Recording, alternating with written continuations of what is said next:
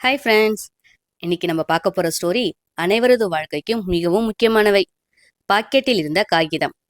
வாங்க கதைக்குள்ள போகலாமா? ஒரு நகரத்தில் ஹபீப் என்ற ஒருவர் வசித்து வந்தார். அவர் ஒரு பிஸியான தொழிலாளி. வேலையா இருக்கட்டும், ஒருத்தங்களை போய் சந்திக்கிற மாதிரி இருக்கட்டும், வியாபாரமா இருக்கட்டும், எல்லாமே அவருக்கு அவசரம்தான். எனக்கு எதுவும் ஆகாது என்ற நம்பிக்கையுடன் வாழ்ந்தார்.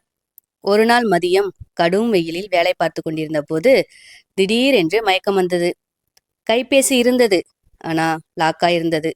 அதில் உள்ள கான்டாக்டுகள் யாராலையும் எடுக்க முடியவில்லை. அவரை சுற்றி இருந்தவர்கள் யாரை தொடர்பு கொள்ளலாம் என்று ஒருத்தருக்கு ஒருத்தர் கேட்டுக்கொண்டார்கள். ஆனால் யாருக்கும் பதில் இல்லை.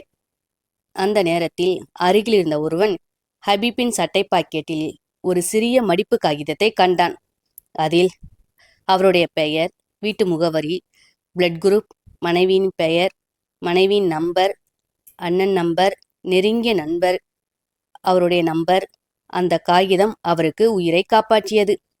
சரியான நேரத்தில் குடும்பத்துக்கும் தகவல் தெரிவிக்கப்பட்டது.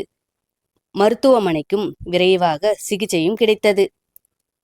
பிறகு ஹபீப் சொன்னார், நான் பல விஷயங்களை சேமித்து வைத்தேன், ஆனால் ஒரு சிறிய காகிதமே இன்று என் உயிரை காப்பாற்றியது. நண்பர்களே, உங்கள் பாக்கெட்டில் அல்லது பணப்பையில் ஒரு சிறிய காகிதத்தில் உங்கள் முழு பெயர், வீட்டு முகவரி, பிளட் குரூப், 2 அல்லது 3 அவசர தொடர்பு எண்கள், ஏதேனும் உடல்நிலை பிரச்சனை இருந்தால் அதையும் எழுதி வைத்திருங்கள். உங்கள் கைபேசியில் எமர்ஜென்சி கான்டாக்ட் என்ற பெயரில் சேமித்து வையுங்கள். குடும்பத்தினரின் நம்பர்களை மனப்பாடமாக வைத்திருங்கள். சில நேரம் வாழ்க்கை முன்னறிவிப்பில்லாமல் திரும்பும். அந்த ஒரு நிமிடம் நிதானம் இல்லாமல் மயக்கம் வந்தாலும் நீங்கள் செய்த இந்த சிறிய தயார் உங்களை காப்பாற்றும். அன்பானவர்களே, பணம் சேமிப்பது முக்கியம், தங்கம் வாங்குவது முக்கியம். ஆனால் அவசர நேரத்தில் உங்களை காப்பாற்றும் தகவலை சேமிப்பது அதைவிட முக்கியம். எனக்கு எதுவும் ஆகாது என்று நினைக்காதீர்கள். எதுவாக இருந்தாலும் நான் தயார் என்று வாழுங்கள்.